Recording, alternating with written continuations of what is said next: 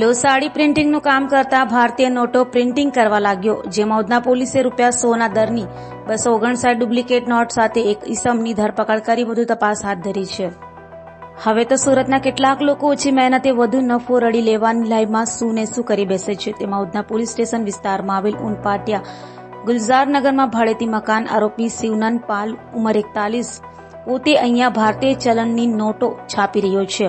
તે માહિતી પોલીસના હેડ કોન્સ્ટેબલ આનંદ રતનભાઈ તથા મોહનભાઈ રતનસિંહ અને ચિરાગભાઈને મળતા તેમને સ્થળ પર જતા આરોપી શિવનંદ રંગે હાથ ઝડપાઈ જવા પામ્યો હતો. તપાસ કરતા તેની રૂમમાંથી ભારતીય ચલણની ₹100 દરની 259 નોટ, જેની કિંમત 25,900 તેમજ પ્રિન્ટર સહિતનો મુદ્દામાલ સાથે તેની ધરપકડ કરી હતી. અને આ નોટ કોને કોને વેચાણમાં આપતો હતો, તેની સાથે કોણ કોણ સંડોવાયેલ છે, તેની તપાસ પોલીસ કરી રહી છે.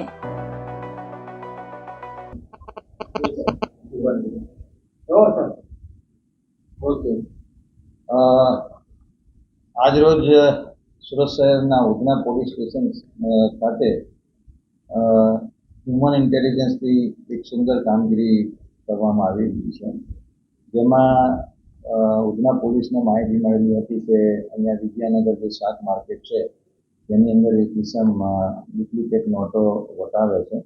તો ઉધના સ્ટાફે આ ઉપર વોચ રાખેલી હતી અને એની તપાસ કરતા એક આરોપી પિન્ટુ શિવનંદન પાલ, જે 41 વર્ષનો છે અને ઉનપાટિયા સુરત ખાતે રહે છે અને મૂળ એ ફતેહપુર જિલ્લાના ઉત્તર પ્રદેશનો રહેવાસી છે, જે અહીંયા સાડીઓના પ્રિન્ટિંગમાં કામ કરતો હતો.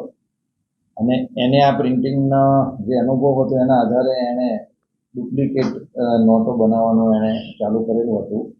તપાસ કરતા એના ઘરેથી 259 ₹100 કરની ડુપ્લિકેટ નોટો મળી આવેલ છે. અને પ્રાથમિક પૂછપરછમાં એવું જાણવા મળેલ છે કે તેને આ કામગીરી ઉત્તર પ્રદેશનો એક આરોપી છે સલમાન અહેમદ, જે હાલમાં ઉત્તર પ્રદેશ છે, એની બાજુથી આ ડુપ્લિકેટ નોટો કેવી રીતે બનાવી એ શીખેલો હતો. અને એને આ ઇન્ટ્રોગેશનમાં એવી વસ્તુ જાણવા મળી છે કે આ સલમાન અહેમદ એ પોતે પણ આ રીતે ડુપ્લિકેટ નોટો બનાવવાનું જ કામ કરતો હતો. તો હાલમાં આરોપીને અટક કરી અને રિમાન્ડની કાર્યવાહી કરવામાં આવશે.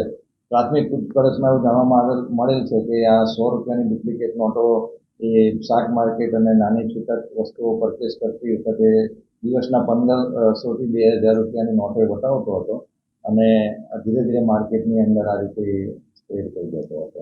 અને હજી એની ઇન્ટ્રોગેશન ચાલુ છે, ફર્ધર રિમાન્ડ મેળવવામાં આવશે અને આગળ અગાઉ આવું કેટલી નોટો બનાવી છે એ તપાસ